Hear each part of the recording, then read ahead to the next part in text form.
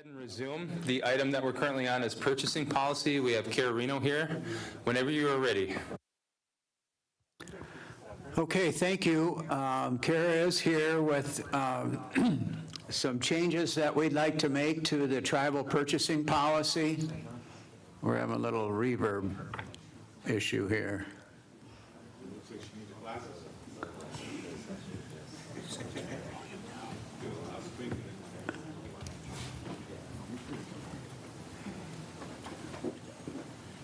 Sorry about that. You got to turn your mic on. I apologize for that. So she's going to screen share as well, if that's all right, with the summary of changes.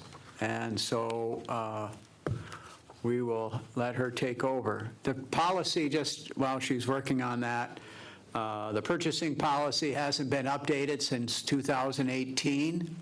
So it's about 7 years since we've had any updates. So she's made some minor changes and then some significant major changes, which she will go over.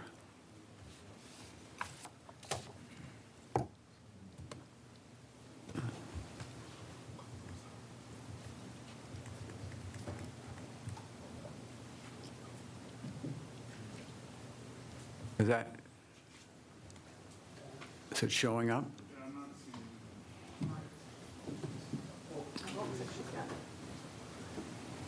There it is. Okay, Kara.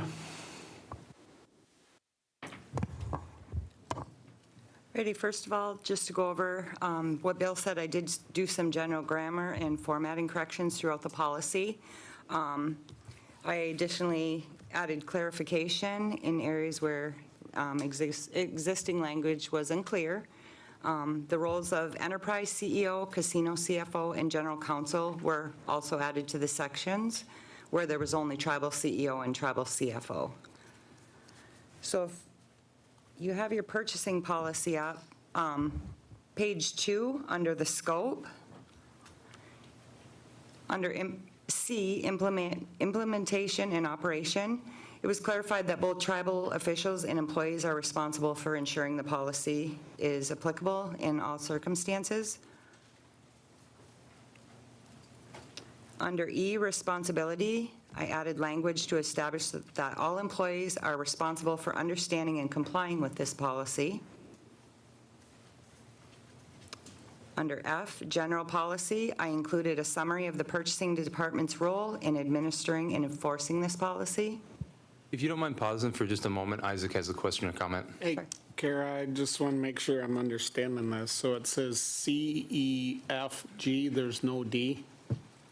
I didn't make changes to anything that wasn't on there, so no. Okay, so the ones that are on here are the changes you made? Correct, all the rest are Perfect. existing. Okay. Yeah, those are referencing the parts of the actual Yep, purchasing perfect, policy. Perfect.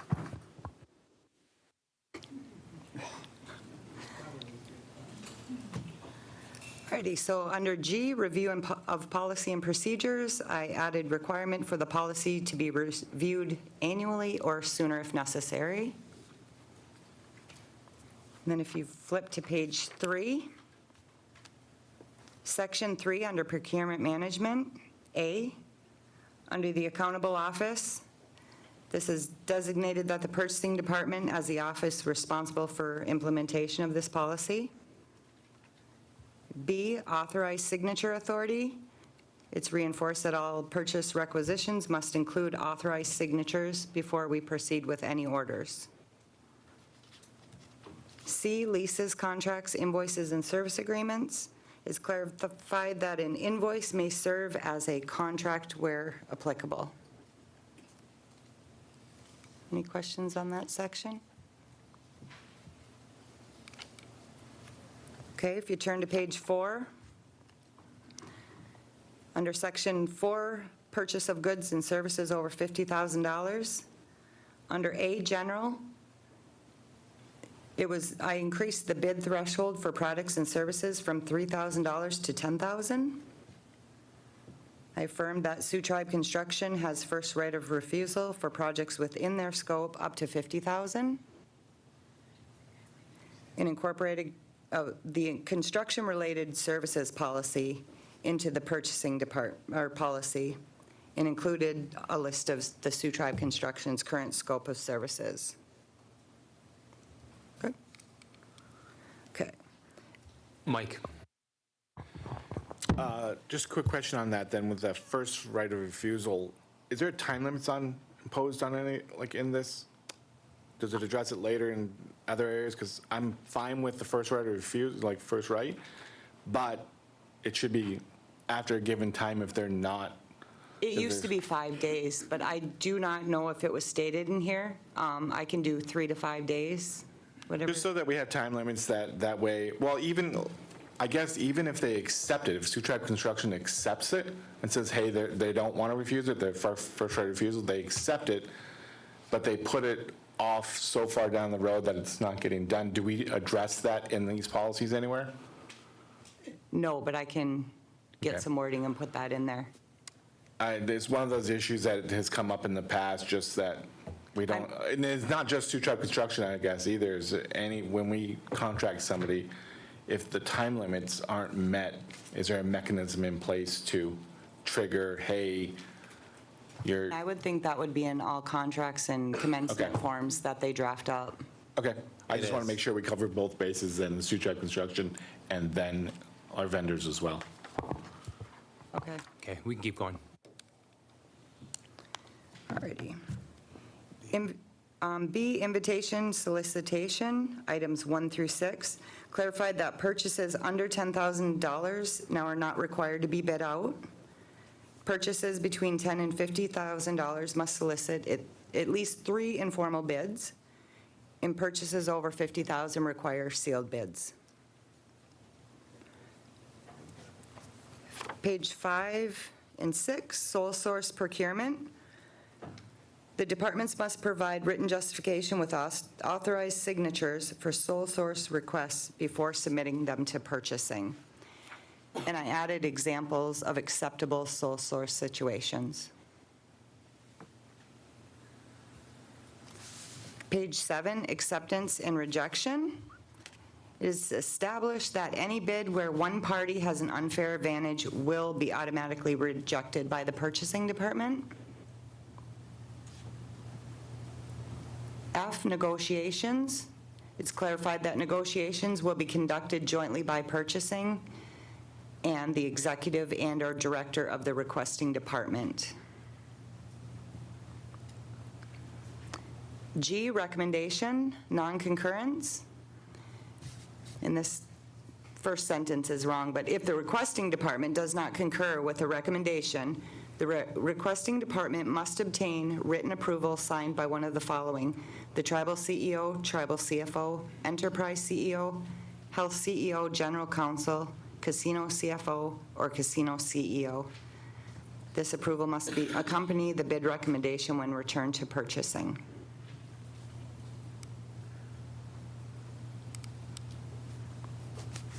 Okay, and then it skips to page 10 where the next change was made.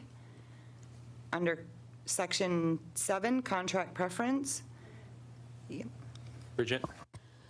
So Kara, is there a possibility if one of these executives were going through this process and they could sign off on it themselves, that there may be a conflict? You know, so somebody may not be like the lowest bidder, so you're not concurring with them, but they want this person and their signature allows them to do that. So what is the checks and balances on that? Can you help with? I'm not sure what happens after that. Well, I think we'd have to look at each individual, each individual circumstance, and then take a look and then make sure that the purchasing department then agreed with that.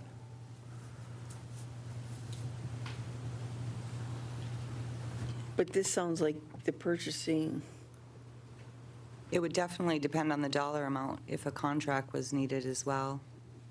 It would have to go in front of the board. okay. All right. Okay.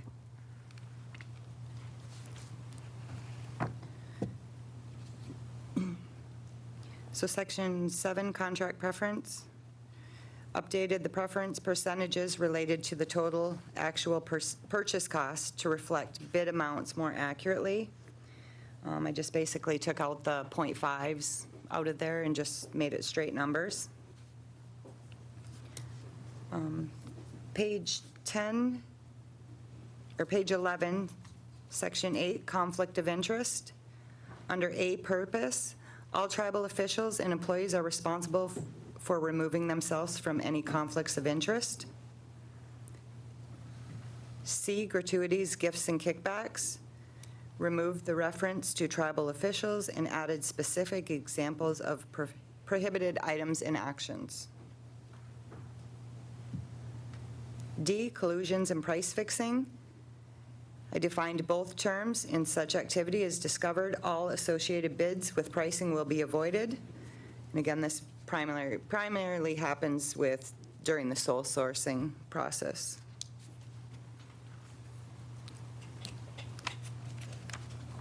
Good, Mike? Okay, just a quick question on that one then. If it's determined that there was that occurring, you said that that they're excluded? Yes. Okay, because I do know that within the last year or so, Bob has come up and said that vendors have come to us where one vendor is the contractor, and then the subcontractors are below him, and then the other subcontractors were bids 2 and 3 with their subcontractors below them. So to me, that might fall under this, and then they're all excluded? And that's a tricky one because I believe that we live in such a small town that Yeah. it's going to happen where you have your generals and then you have, a certain company sub for them, and they're going to, if the general goes to them and obtains pricing from them, they're going to give pricing to each one of those generals. Either way, whoever the general is that gets the job, they're going to get it. It does happen. It does happen, but we're not we're not excluding them under this provision, then we are just forced to having to deal with it, correct? I will have to look into it further Okay. because you make a good point. I just want to understand it, because that's been one of the complaints that's been brought up before with the purchasing policy and with contractors doing that, and I'm hearing that we would exclude them, but I'm also hearing that we have been forced to deal with them, so if we can make that clear, I'd be fine. Okay. Yeah, I don't know if we would have to maybe even rebid it out or something to make, okay. I don't know what the answer is, but I do know that it's a problem, and if we're addressing the policies, now's the time to do it, so. Thank you. Isaac? Yeah, Kara, any construction bids, I can almost guarantee you that your subcontractors are going to have bids for all the generals that submit. Now, some don't use certain general contractors, but a majority of them will use different general contractors and submit their bids. Okay, we And can I keep think going. it goes vice versa as well, Isaac, that a number of generals will use the same plumbers or whoever they are. So I think it works both ways. Okay, we can keep going. Okay, on page 14, section 9, emergency purchases. In the event of a tribal state of emergency, purchases may supersede section 4, which is your purchasing goods over $50,000. Again, the micro purchases under 10,000 don't require competitive bidding, and small purchases 10 to 50 must follow the informal bid process with the direct solicitation of at least 3 qualified source. Any questions? Page 15, 10, disqualifications. Under C, challenge, it was shortened the vendor challenge period from 5 days to 3 days. Vendors may not challenge decisions made by the board of directors. And I did add one on page 16 under the Native American Arts and Crafts, that B, proof of compliance. items not compliant with will be forwarded to legal.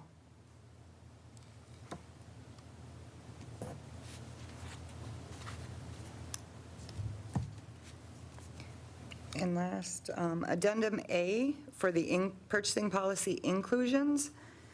We removed electronics from the inclusions list, it is now addressed under the exclusions. And then in Addendum B, under exclusions, the following were added. We added the tribal golf courses in there. And I got with facilities, and we talked about some life safety equipment, upgrades in related services, including repairs and/or emergency work to existing Delta controls, fire alarms, sprinkler systems, door securities, HVAC. We just need to make sure that's compatible with the infrastructure and make sure that everything keeps flowing smoothly. That doesn't include new systems, though. Subcontractors under Sioux Tribe Construction acting as a general will not be required to bid out if their subcontractors are over 50,000. Legislative, financial service, and brokerage services, we added that.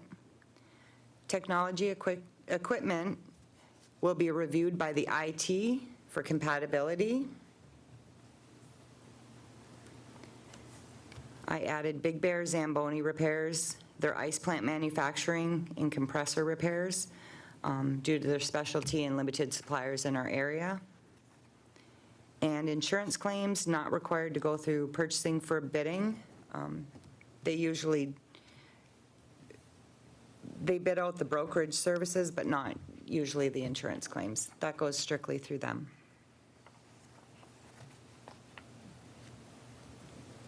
And that's it. Okay, I appreciate it. Any final questions, comments? Bridget? Kara, this necessarily isn't about this policy, I don't think, but just a question: when a bid or let's say we had something on plumbing on the last agenda, I think.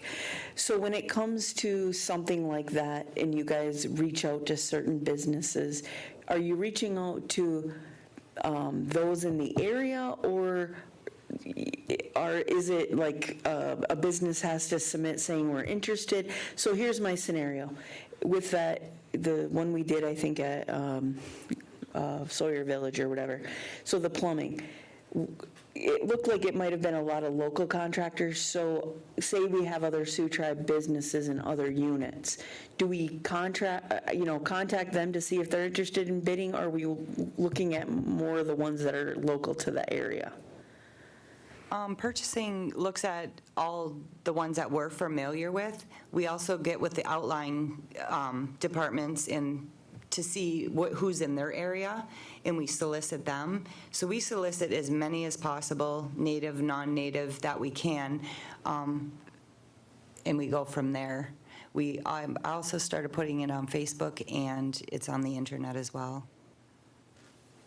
Yeah, and maybe people are too busy to bid or not interested. I just wondered how we did it. That's Yeah, we all. don't really have a list. I mean, it would be a lot of pages, but we do try to get as many and solicit as many people as we possibly can with the help of the departments. Isaac? Hey, Kara, you still use the Bidders Exchange, right? We do. Yeah, so it's posted there, so it's really up to the contractor if they're hungry for work to do a little research. Okay, anyone else? Okay, I appreciate it. Thank you so much. Thank you. Okay, this will be on the agenda for the next board meeting. All right, let's take a 10-minute break, and then we will start agenda review. Thank you.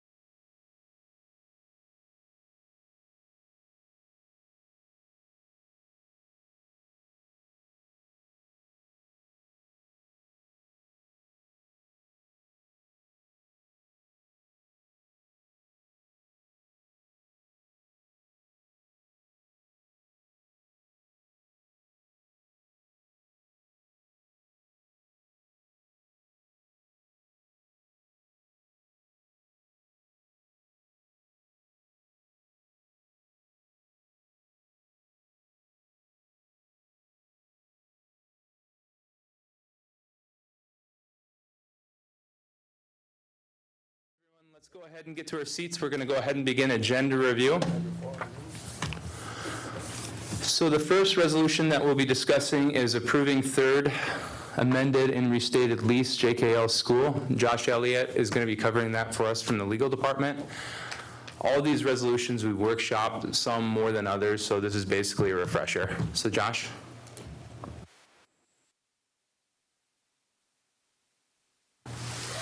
Good afternoon. This resolution is seeking to approve the third amended and restated lease for the JKL school.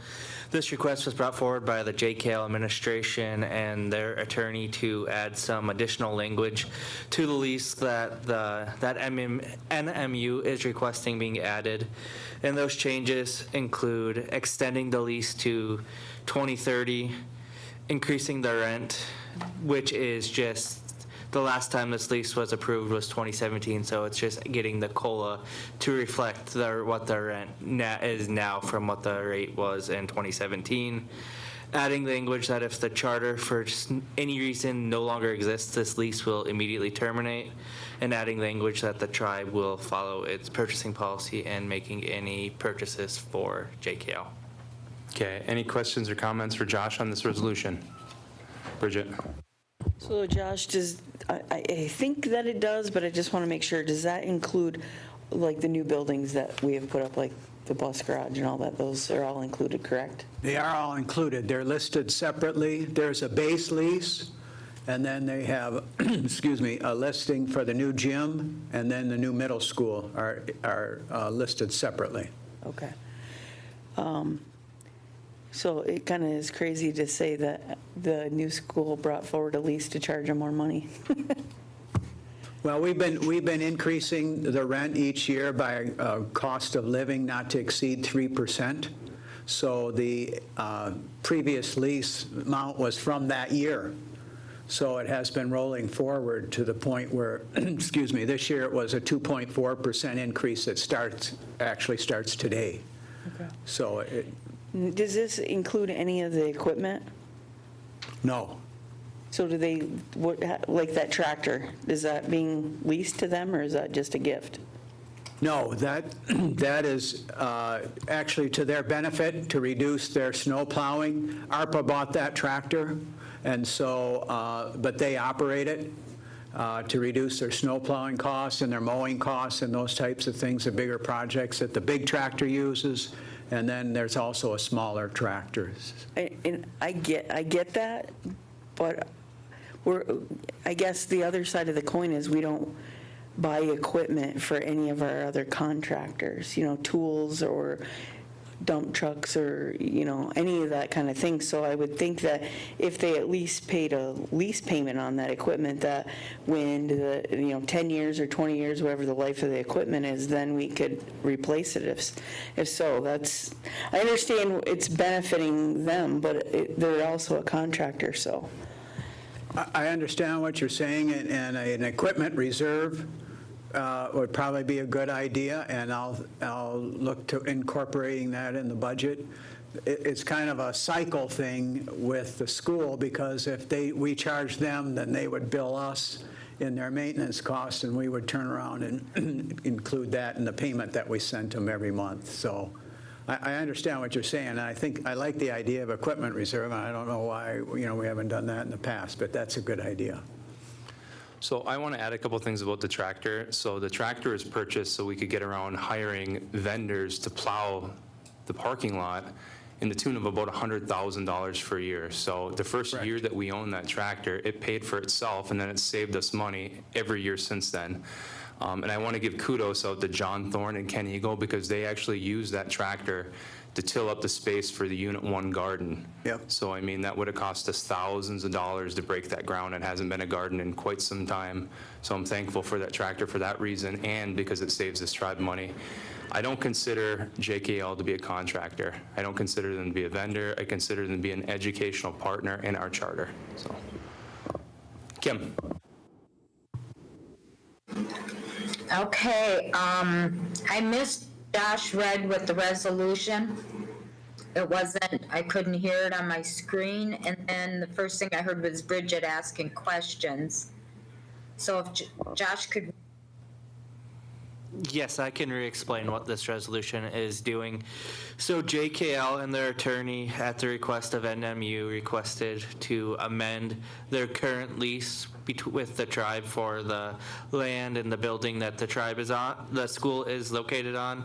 And these changes to the lease are extending the lease until 2030, increasing the rent to be what the rent reflects in 2025 from the COLA adjustments from what the rent was in 2017, adding language if for any reason that the charter no longer exists, that the lease will immediately terminate, and adding language that the tribe will follow its purchasing policy and making any purchases for JKL, which the tribe already does when making any purchases. It's just reflecting that language in the lease.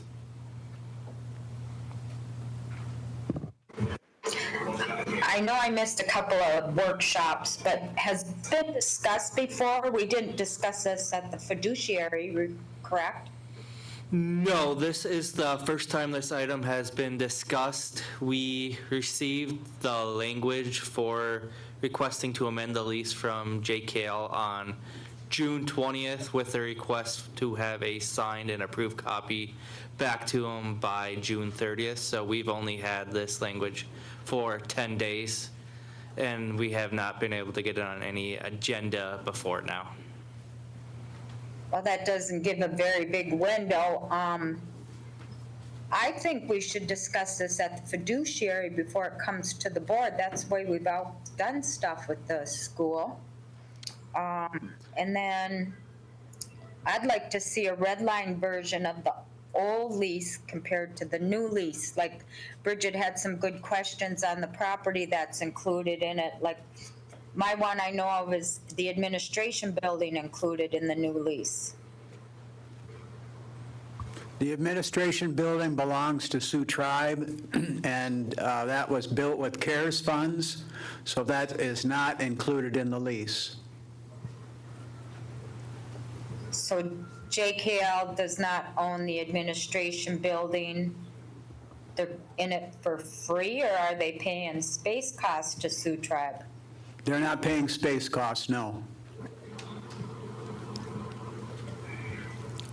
Huh, okay. And then, yeah, if we could get a red line version of the new lease versus the old lease with the square footage included in the new lease versus the old lease, I would appreciate that. And then I'd like to see this, is there a deadline why we had to have it by June 30th? Yes, they have a deadline where they have to have a signed lease submitted to NMU, and that deadline is July 10th. They thought it was July 1st, but it was actually July 10th.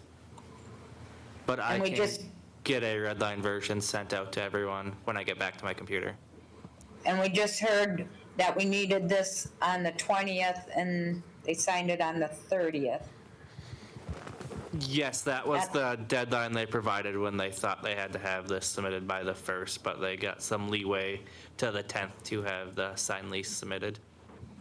And our next board meeting is on when?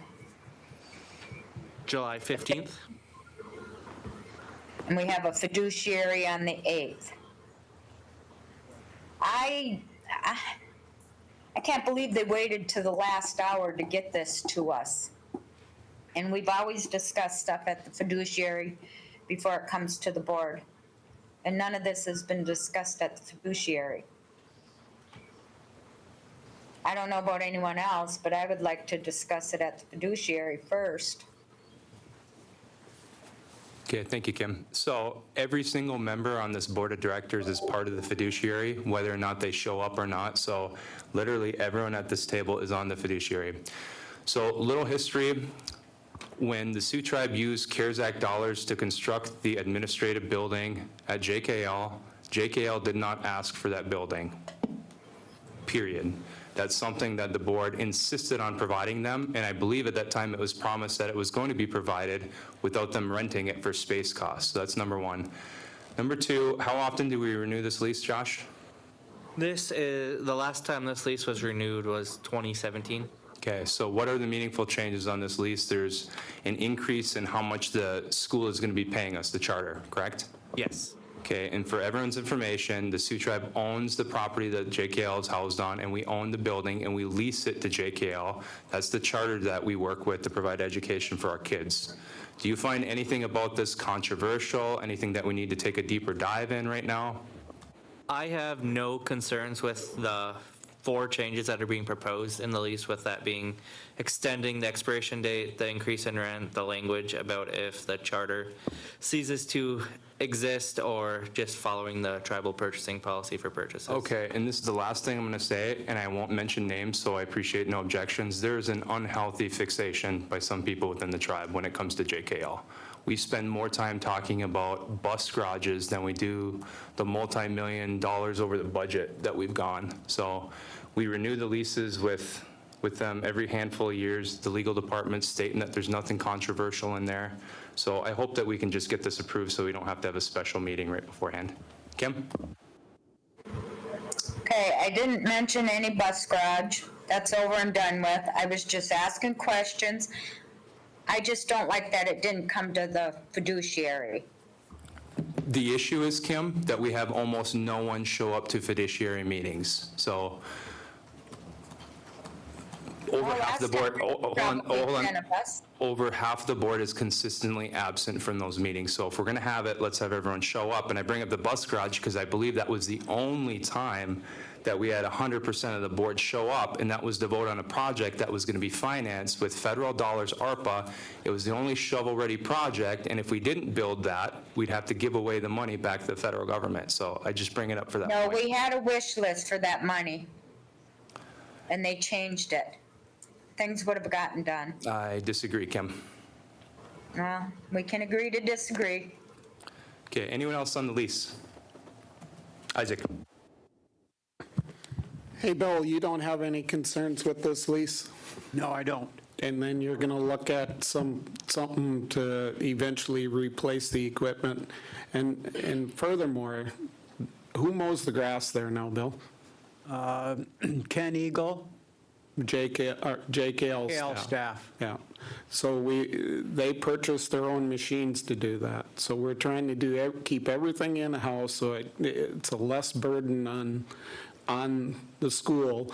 The other thing is, if we charge them for the administration and building and tractors and stuff, they're going to have to lay people off. They got a tight budget as it is.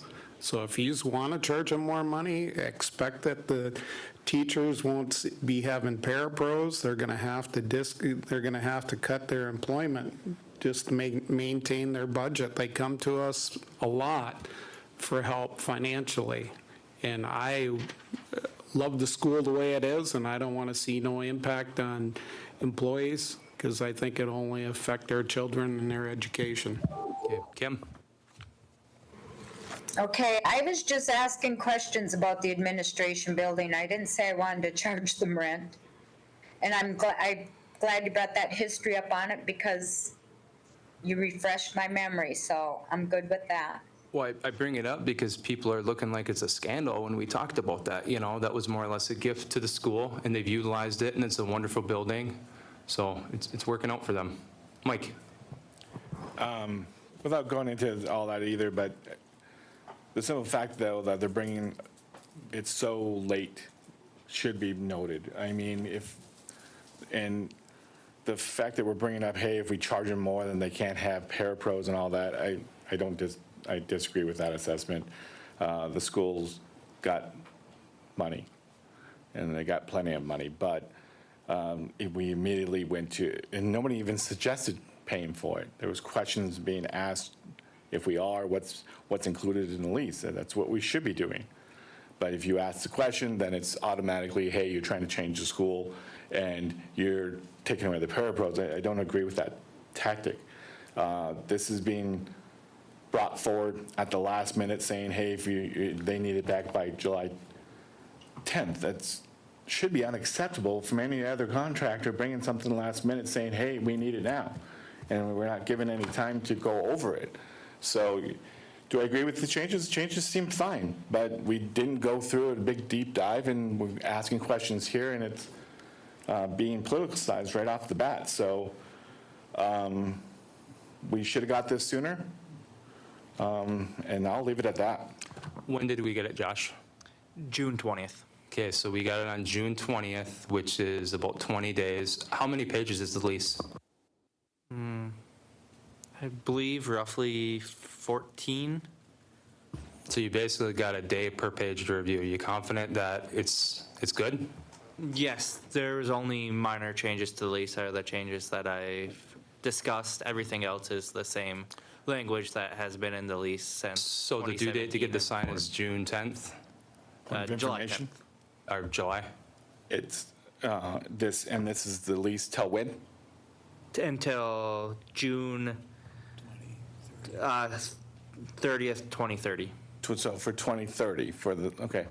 So, I mean, that should be noted. We're getting something we're having from the 20th till now to review it, and it's for the next 5 years. So I think it was some short-sightedness.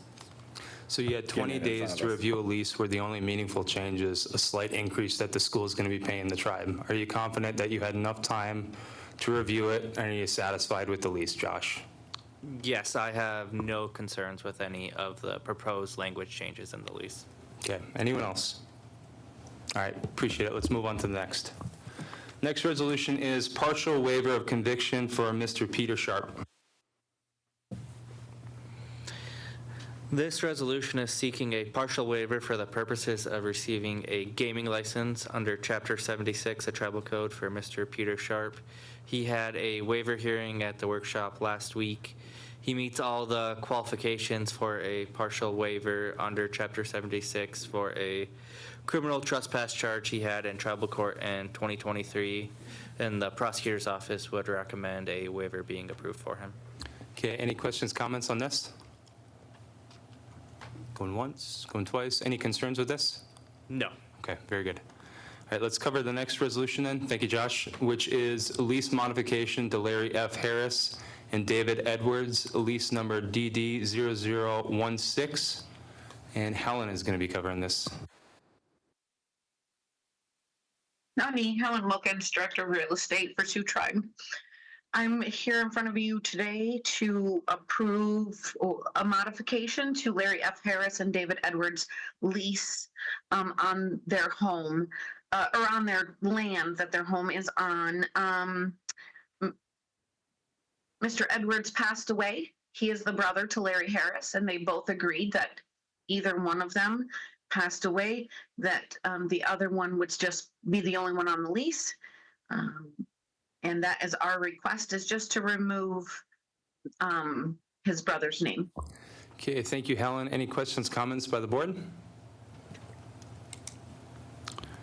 Okay, thank you, Helen. We appreciate it.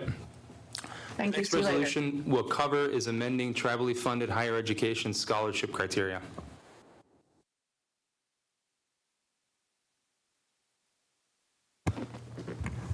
Good afternoon. This resolution is being proposed to remove strict eligibility criteria that currently exist for our higher education scholarships and establish new criteria that is much more simplified to help streamline the process. These new criteria will also give us the ability to offer more scholarships to students who are pursuing their graduate degrees and trade certificates, as the majority of our existing scholarships are for undergraduate students only.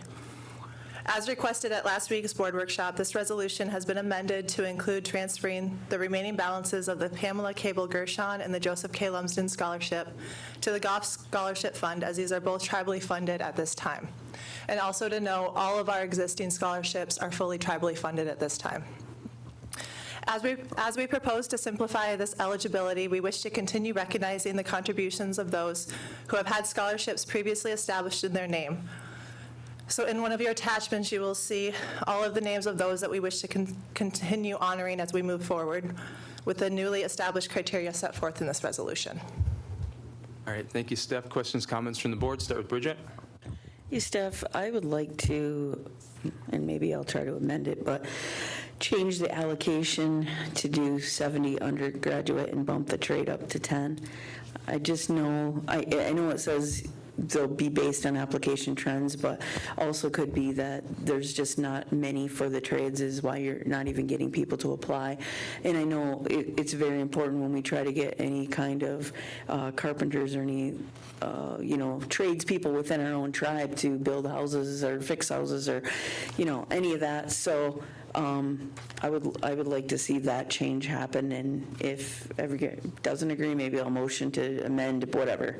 Yeah, so just to give you a little back history on that, just so you have the numbers, when I looked at the trends to come up with this year's numbers, we looked at all of the TED scholarships that have been submitted up until this semester, which was 680 some students total, and then also last year's higher education scholarship program. And there was a 3% and then an 8% between both of those that we're submitting for trade scholarships. So that's where we came up with that 5% number. Last year, when we looked at numbers, we only had 7 students total apply for trade school scholarships, which I'm hopeful we have more. So this year, I just felt safe at that 5. But if you choose to amend, that's fine. We just might not get that full amount, that 10%. And then we would have to amend again to make sure we're still giving out our full number of scholarships across. Okay, anyone else? Okay, anything else to cover on this stuff? No, to piggyback off that, I just want to say that, so then if we keep it at that 5, then we see, and we have that number applied, then next year we can look at that. And that's why the verbiage in there is to assess trends in general, not just based on this year, but next year if we see an influx where we have, this is hypothetical, but 15% of trade students apply, then we can reassess that number and go up. And the language in this resolution allows us that ability to shift that then next year, dependent upon the trends. Okay, Aaron. How about, can you hear me? Yes, we can. How about if we amend it to allow for up to 10 for the vocational technical scholarships, but then if they don't apply, it just gets moved back over to the non-vocational technical for this year? That's what I would recommend. That way you don't earmark scholarships that go unused, because, I mean, let's face it, one of the barriers to people going to trade school is that none of them exist up here. You know, you have to travel. Marquette has a lineman program, but beyond that, there's not a whole lot. And unless someone has the cash to move to go to one of those programs, that's Lake State's right here, Bay Mills Community College is right here, Bay is in Escanaba. That's what we're surrounded by. So I would agree with you, Aaron.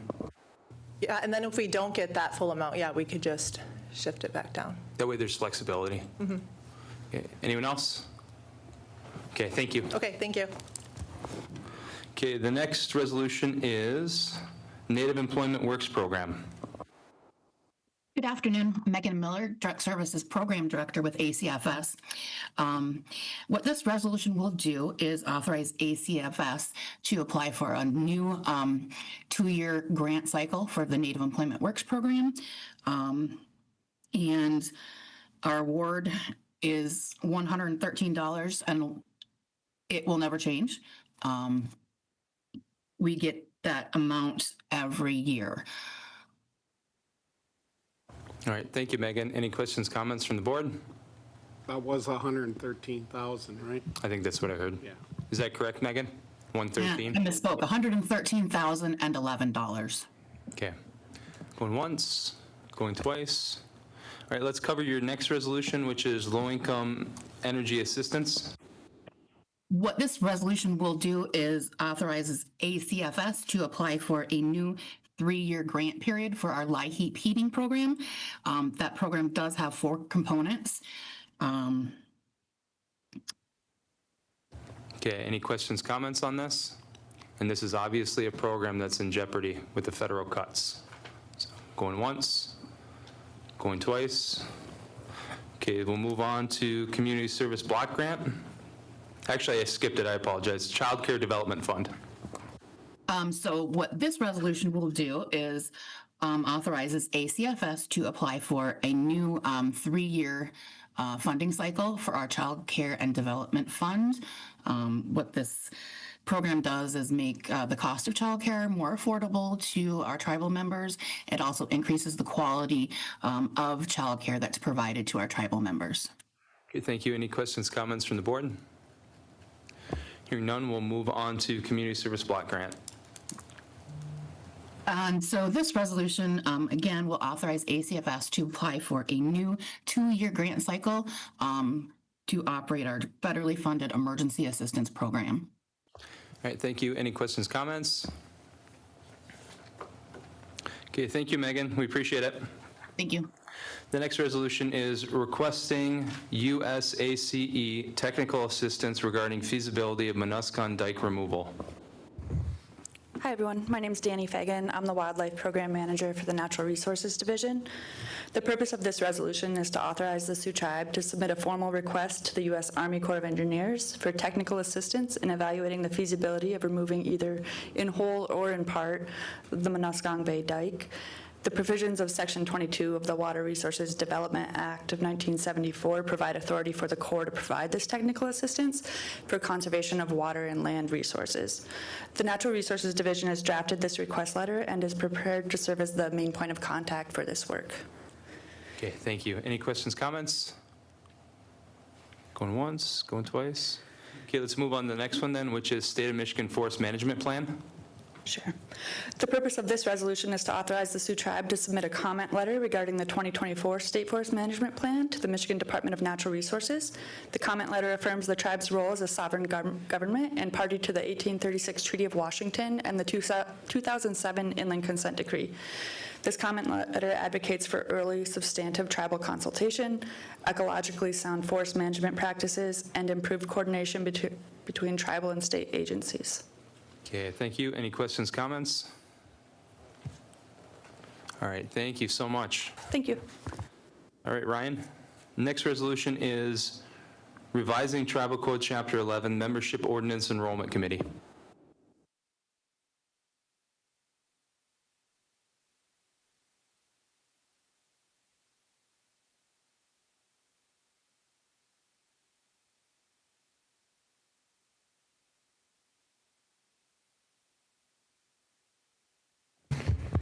Good afternoon. Michael Larson, Chairperson for the Special Needs and Enrollment Committee. The first resolution on the agenda is for the Enrollment Committee to reduce itself from 12 members down to 7. It also removes the requirement of so many from each unit and just opens it up to all of our units, plus hopefully outside of the unit. Can you explain why these changes are being proposed?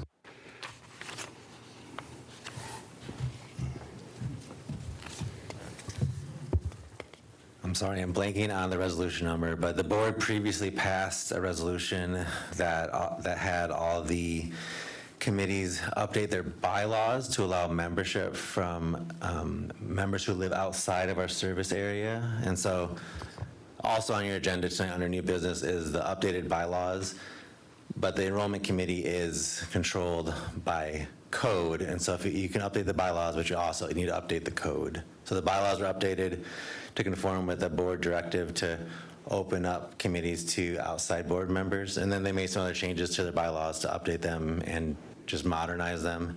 And this code revision goes hand in hand with those bylaw changes. Okay, thank you. Any questions, comments? All right, much appreciated. Thank you for being here, guys. Next resolution that we'll cover for this evening is revising Tribal Code Chapter 11 Membership Ordinance Proof of Ancestry. Yes. The proof of ancestry was created as a new that would allow for collateral enrollment from an individual into the Sioux Tribe. Okay, any questions or comments on this? In short, what does this change in a nutshell, Ryan?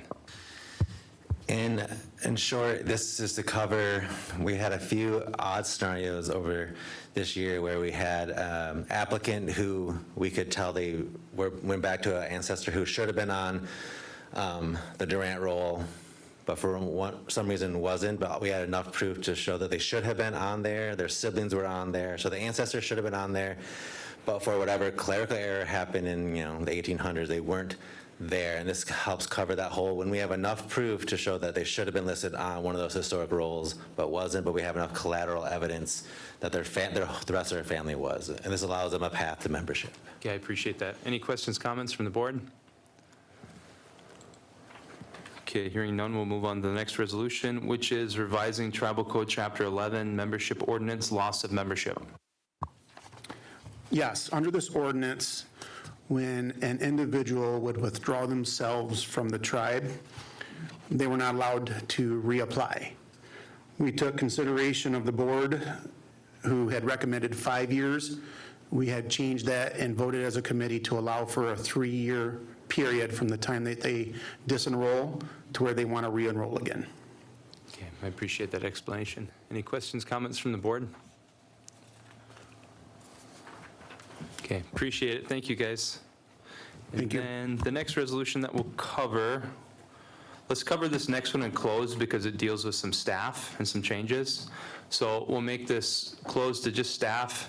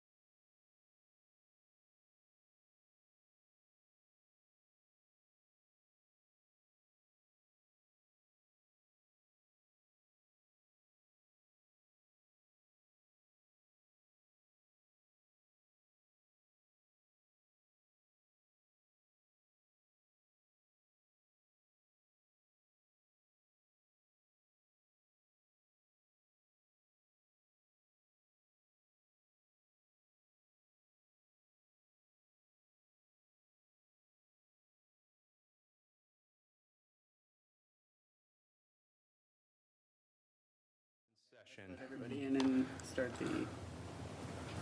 This meeting is being recorded. So the next resolution that we're going to cover for this evening is amending Resolution 2024-82, IT Organizational Chart. And Jess, you're going to be covering this for us?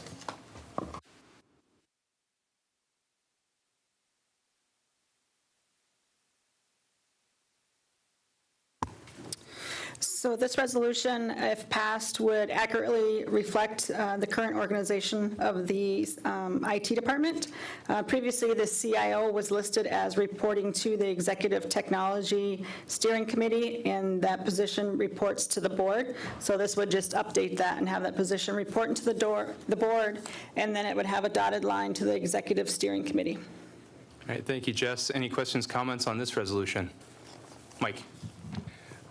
Previously, dotted lines meant that they were like advisory in nature. Correct. But in the notes, it says that they're duly supervised. They're duly that is for the IT, Director of IT Health and Director of IT Quinn Casinos. So I guess my concern would be there is that when you have someone that's duly supervised, it gets problematic. I was fine with the advisory role and even taking like an advisory from the IT, from the CIO, but I guess I'd like to see how it's going to play out. But whenever you have someone that's duly supervised, it can be problematic because you might get conflicting orders. You're going to have one body say, do this, and then the other body advocate for something else. But if they're duly supervised, so does that say that on their job description that they report to both? I would have to verify that. Okay. Bridget? Well, since you brought that up, Mike, I think that exists in a lot of places.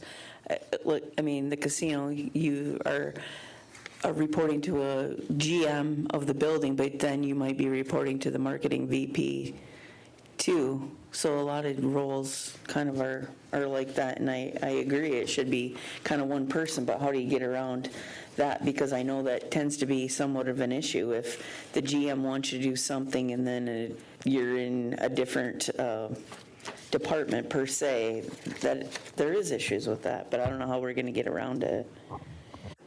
So my recommendation would be to motion to amend this resolution to get rid of the ... line, because ... leads to different interpretations. And without mentioning names, when we had a certain CFO or CIO, there were issues regarding what maybe health division IT employees were supposed to be working on, or what casino IT employees were supposed to be working on. So if you're an IT person that works in the health division, who pays your salary? Is it the CIO or is it the health division? I mean, it's a dumb question, but you get where I'm going with it, right? So what about casino, right? So if someone is being paid by a certain vertical within the tribe, then why are they being supervised by a different vertical? Whether it's equal supervision, or, you know, the CIO would get 60%, and then the casino or health CEO would get 40% on supervision. How do you divide that up? So that's my recommendation, is just get rid of it. If you have Alan and James here, they'll most likely talk about the exact same thing. So this is a resource that we branched out and we provided them that they pay for. I say it's theirs, you know, and if there's an issue, then we deal with it later, but it already has been an issue. As a point of info, then, if you make those dots solid, it actually goes, that's conflicting. There shouldn't be those dots at all. That's what I said, just amend it to get rid of the dots. And we can make these changes and pull it for tonight and have them ready for the next board meeting, because I don't think we need it until a little bit. Okay. Isaac? Hey, and the other thing is, I think IT security should be under IT governmental, and it should be all one department. It is. Well, It's just not by- shown on this. This is just the individuals that report to the CIO. Yeah. Are you comfortable taking this off tonight and working with us on it? I mean, we don't Yes. need it this second, obviously. Correct. I think If we we have a can- new CIO, it's going to take time to onboard them. Yeah, we can do it for the 15th And then maybe we can board get their meeting. feedback too, right? Okay. Tyler? I just want to play some devil's advocate here and say that our key employees report to 13 people. So. Okay, anything else on this, guys? Okay, so we will pull this evening. That brings us to new business. First item is amend/adopt enrollment committee bylaws. So let's grab that from our packets. So there wouldn't be a resolution because it's under new business, and typically we've handled new business with motions. So there's a request to amend and adopt the proposed changes to the Special Needs Enrollment Committee bylaws to include membership on the committee to outside service area members, updating the amount of members to 7, and changing the terms to 4 years among other clerical revisions. Okay, Kim Hampton? So I think this is a Ryan question. Curious, since it's a bylaw, why is it a motion and not a resolution? You guys have done it in multiple ways. Most recently with the Election Commission, you adopted their bylaws by motion. So we did it the same, we did it the same way as the most recent bylaws that I could remember. It can certainly be done by resolution. We've done it multiple ways over the years. Most recently, we did it by motion, so I advise just do it by motion since that's what the board did last. Okay.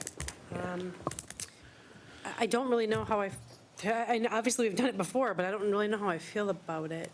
Just because if it's a motion, how are our members going to say that they don't agree? Yeah, I would feel better with it being a resolution. Anybody else? So who put it on for this evening? It doesn't list on the sponsor sheet, you guys?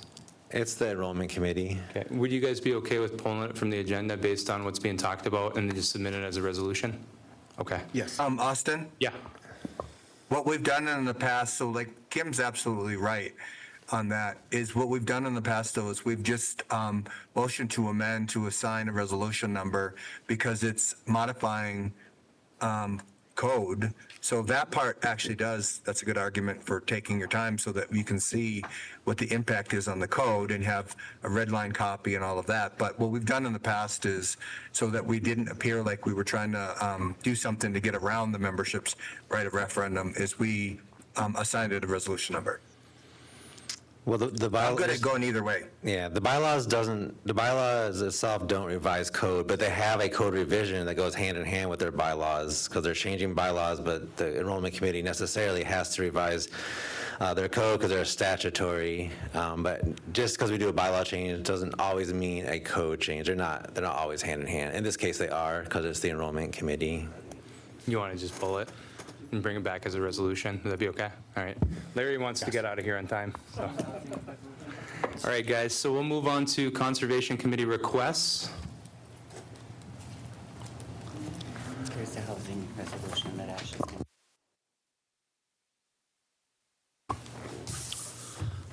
Good evening, Board. These are 2 license transfers. One is from Paul Barbeau to his son, Caleb Barbeau. That's Paul's large boat license to Caleb has a small boat, so they're switching them. Paul's going to use the small boat, and Caleb's going to have the big boat. Paul abstained on that, obviously. Okay, any questions, comments, Clarence, on this? Okay, and then they had another request too? Yeah, the other one is Joel Peterson. He wants to transfer to his son, Stephen Peterson. That was a unanimous vote. Any questions or comments there? Easy peasy. Thank you, Clarence, appreciate it. Thank you. That brings us to board concerns. Anyone have any right now they want to talk about? Okay, go ahead, Bridget. Probably a month or so ago, I had a board request that we would get something like maybe a list of things that were changes due to Bluestone that were beneficial to the membership. And I haven't received anything on that. So things that, because since we've paid them a lot of money, if we could, I know that there was something being worked on that we could put something out about the changes, but I would specifically like to see something that has benefited the membership directly. Okay, so I don't know if something like that's in the works or how we go about doing that. One of the best ways that I think that board members can learn about that kind of stuff is honestly attending the health board meetings. So we have a Zoom option for that as well. All board members are invited to attend. I've been attending those for the last handful of months, and they're really informative. And I mean, I can speak to some of the changes that have been made right now just by going to the health board meeting. So obviously we hired a CEO, which is a Bluestone recommendation. We just created an HR department within the health division, and we just hired the HR director. We hired an HR generalist, so we believe that we're going to be able to go after healthcare professionals quicker.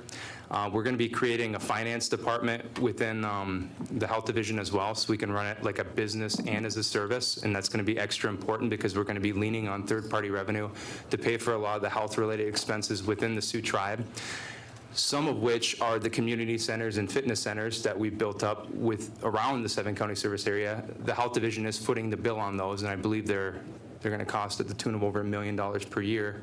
I mean, I could go on. Isaac, do you have anything to share? You've been attending. So does this mean I won't get a statement from James? Yeah, we have Next Gen, yeah. Yep, we're getting the new He EHR. submits a report every month that we go to those health committee meetings. Next Gen, you got that they just, we did that, and we did the compensation study. That's a lot in James's, 10, 11 months? Yep, exactly. And a we're gonna lot be- of the recommendations came from Bluestone, and they've been implemented. Yep, and one of the biggest things, in my opinion, was the comp study. It significantly increased wages throughout the health division, and as we talked about today, we're considering doing step increases as well. So that pretty much covers it. If we need to get it on letterhead or something like that, we certainly can. Bridget? Yeah, I guess you guys are missing the point. Like vilifying me, I guess, because I don't get to the health board. I can't make every meeting. There's nobody that can make every meeting that goes on. But all I'm asking for is something to be put out. I didn't ask for you guys to chime in. Obviously, I said at the table, but I think it's important to get something out, maybe in the newspaper or something that the members can actually see what it was done. It didn't have to turn into, what it just was, but I'm just asking for that to happen so the members know. Thank you. So we can talk to James about it next time he's here for his monthly executive report. But again, if anyone genuinely wants to know about the changes that are taking place within the health division, I implore you, attend the health board meetings. They take place once a month, and there is a Zoom option. Bridget, I have never once seen you there. So, okay, go ahead. Are the health board meetings open for the public? I don't believe they're open to the public, but all the information, as long as it's not proprietary or staffing, can be shared because it's not private. I think that's why she was asking. Hey, Austin, I do think they're open. I do think they're open. Okay, perfect then. People used to attend them all Can the we time. find out for sure if they are open? Thank you. So we'd have to have legal check their bylaws, but it's impressive what's going on. Tyler? They'd have to move to a bigger room, though. And then in addition to Bridget's question is, since they're a consulting firm, they're likely tracking their hours and their task completed. So there should be a consulting report with their monthly invoices. I would just request that the board receives the consulting report. So then you can understand in writing what was complete. It's something that our tribe clearly has access to, so then you'll be able to read it firsthand. And finally, one of the most exciting parts about changes is going to be the healthcare expansion. So we've done a lot of expansion. We are going to be building a new annex at the Sault Ste. Marie Health Center, so that's going to increase our square footage by quite a bit. We are going to be offering enhanced services within there. So right now, if you go to the current health center, you go to traditional medicine, it's a small room. There's no windows. They're going to have a large space in that setting as well. The MAT clinic is going to be within that setting as well. MAT is a medical expansion, and I would love to see us expand that to an area like Escanaba, Marquette. And we obviously have a Marquette Health Center as well coming in, along with the new property that we had built down in St. Ignace. So there's some encouraging things happening right now. So those are all things that, if we've been paying attention, can let our members know. So any other board concerns? I got one. Go ahead, Just Larry. a quick one. The cultural camp on Sugar Island, what's the update on that? Has it been cleaned up? So, Jess? And for you guys' information, the cultural department has been working really hard with the powwow. It's obviously taking place later this week, so I'm not sure what's been happening over there, but that's been the priority thus far.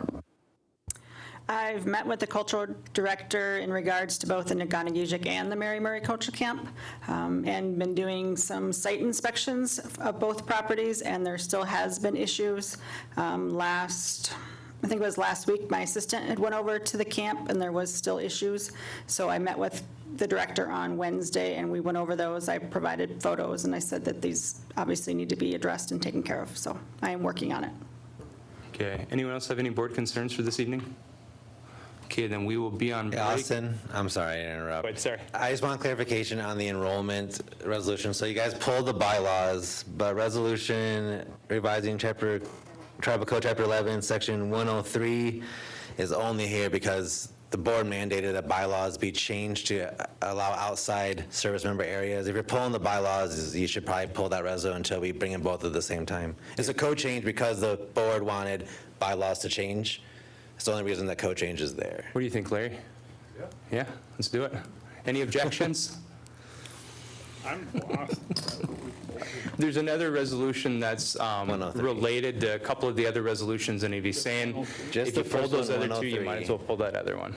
Because those relate to the bylaws, but you guys don't want to pass the bylaws today, which is fine, but we should do them, they go hand in hand, so we should do them all at the same time.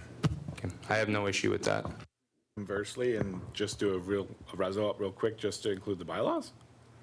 Rather than. If you want us to do a reso quick before the meeting starts, yes. We're having to amend the agenda tonight anyways for this other reso that we've gotten. So it might make more sense just to add a reso because it's pretty straightforward. I'm fine either way, whatever the board wants to do. If you want a reso for the bylaws, we'll crank one out quick. If you want to pull it, then pull them both. If you can Either way. clear one up quick, I'll motion to add it. Okay, You guys want to do that? Either way, we'll just add it later, so either one's fine. okay. Okay. Anything else, guys? All right, be on recess until 5 o'clock then.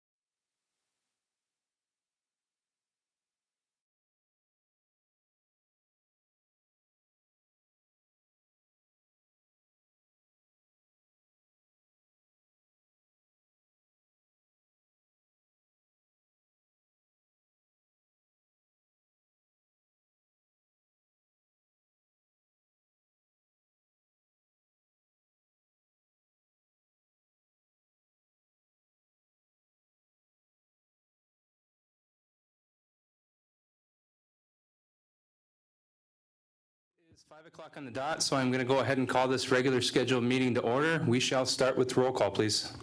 Tyler LaPlante. Here. Sean Borowitz. Here. Kimberly Gravel. Here. Lana Cosley Smith. Isaac McKechnie. Larry Barbeau. Here. Kimberly Lee. Here. Rob McGrory. Here. Aaron Paymont. Michael McCurchy. Here. Bridget Sorensen. Here. Kimberly Hampton. Here. Austin Lowe's. Here.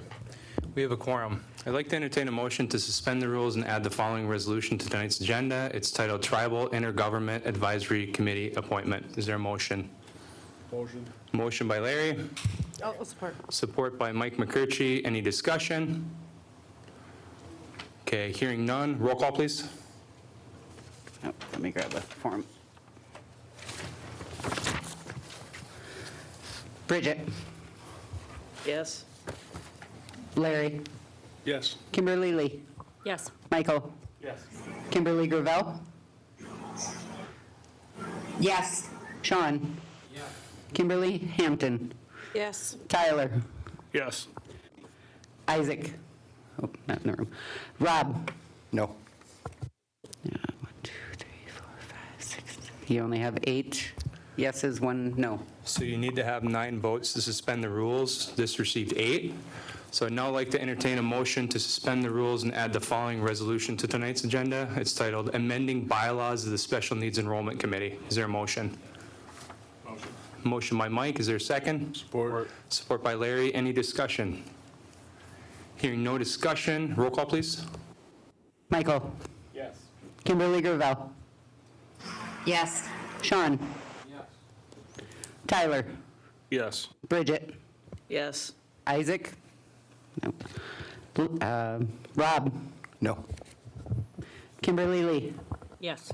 Kimberly Hampton. Yes. Larry. Yes. Same thing, 8-1. Okay, so we didn't have sufficient votes to waive the rules, so we have the following agenda on tonight's Hey, meeting. Austin, am I able to motion to excuse Lana Cosley and Aaron Payment? So is there any objection to excusing Aaron Paymont and Lana Cosley from tonight's meeting? Okay, hearing no objection, both will be excused. We're going to do agenda review now. So for tonight's agenda, we have the following items. We have invocation, we have membership participation, we have minutes from 6:17 to 25, and we have the following resolutions. We have approving third amended / restated lease, JKL. We have partial waiver of convictions, Sharp. We have residential land lease modification, Harris. We have amending tribally funded scholarship criteria. We have Native Employment Works Program. We have Low-Income Energy Assistance Program. We have Child Care Development Fund. We have Community Service Block Grant. We have Request TA, Munusca Dike Removal. We have Michigan Forest Management Plan Comment Letter. We have Revised Tribal Code, Chapter 11, Section 11.103. We have Revised Tribal Code, Chapter 11, Section 11.106. We have Revised Tribal Code, Chapter 11, Section 11.110. And then under new business, we have Conservation Committee requests. Also, we just added the following resolution, and that will be under resolutions, and it will be the last one, and that's obviously titled Amending Bylaws of the Special Needs Enrollment Committee. With that, is there a motion to accept the agenda?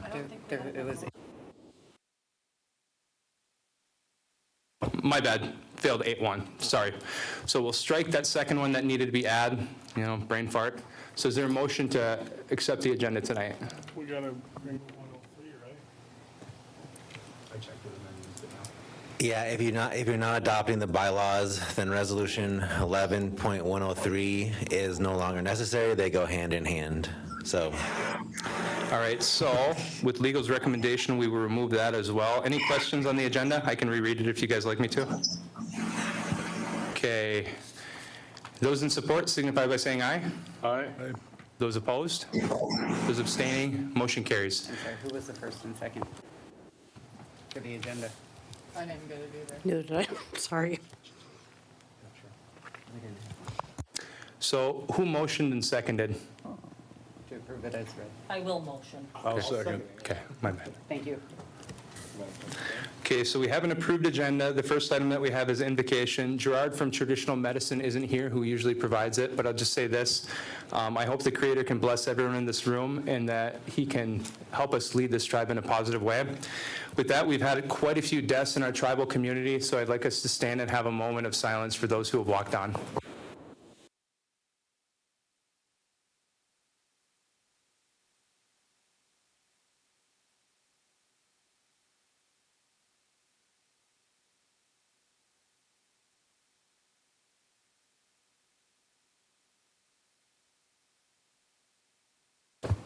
Thank you, everyone. Appreciate it.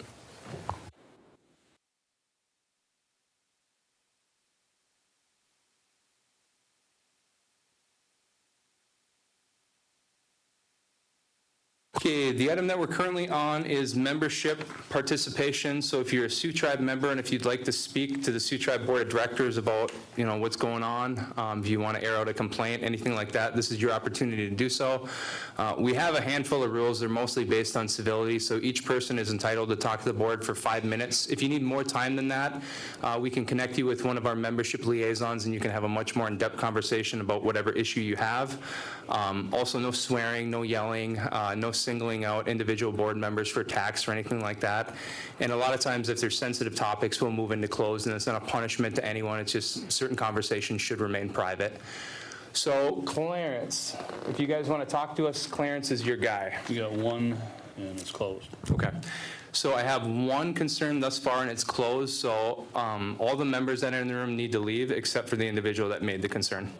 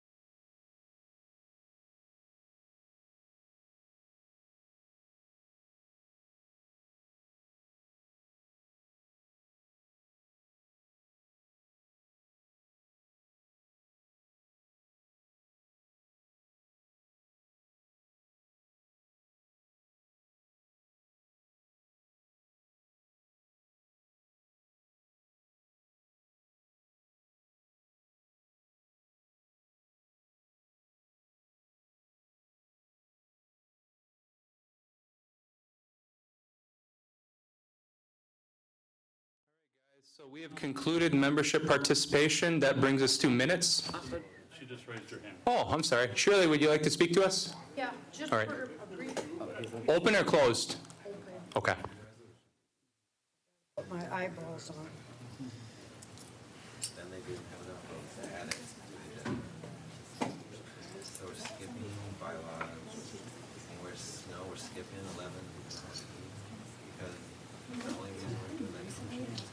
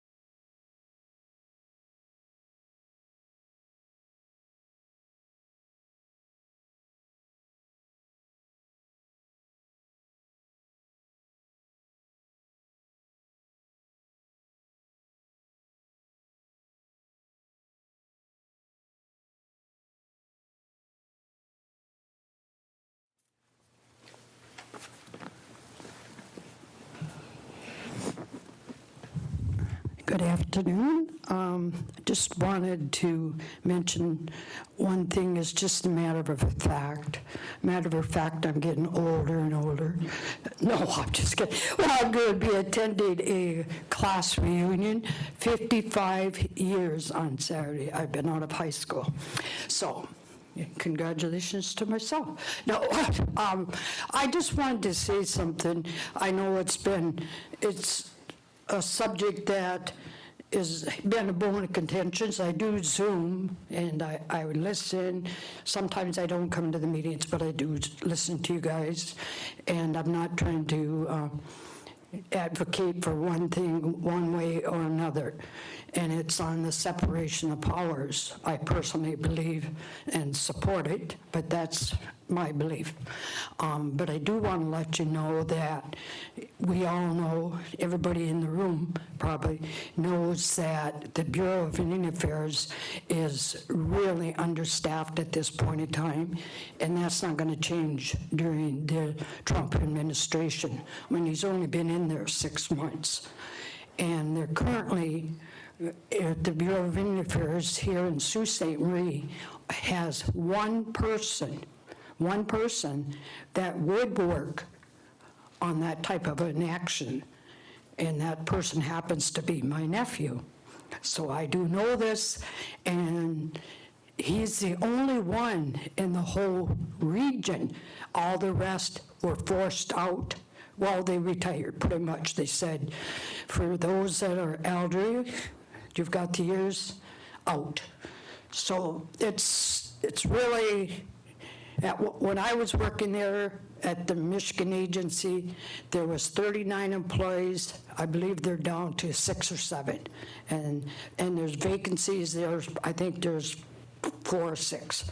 So I just want you to know, if you were to get it to the point to bring it into the agency, just to let you know that it's going to take a while, just to be patient, that there are 3 tribes already from Michigan that already have their paperwork in the works, and Nick is working on them. First one is Keweenaw Bay, and there's a couple other tribes that are in the process of amending their constitution. But just giving you a heads up, because it doesn't happen like we know overnight. So, but I appreciate just giving me the time, and I feel sorry for the federal employees. Everybody says, yeah, just because you were one. I said, well, one person sitting in the office of 4 states is a lot to deal with. 4 states, and I forget how many tribes that is, because he'll have to do it for Wisconsin, Michigan, Minnesota, Iowa. That's a lot. But just giving you a heads up. But thank you for listening, and keep up the good work. I know you guys got a lot on your slate, a lot you're dealing with, and I support each and every one of these. Thank you. Appreciate it, Shirley. It's good to see you. Yep. All right, so Clarence, is that the last one? That's the last one. Okay, so that moves us in the minutes. I'd like to approve a motion to accept the minutes from 6:17 to 25. Motion by Isaac. Support by Kim Hampton. Any discussion on the minutes? Hearing none, those in support signify by saying aye. Aye. Those opposed? Those abstaining? Motion carries. That brings us to resolutions. The first one is titled Approving Third Amended / Restated Lease JKL.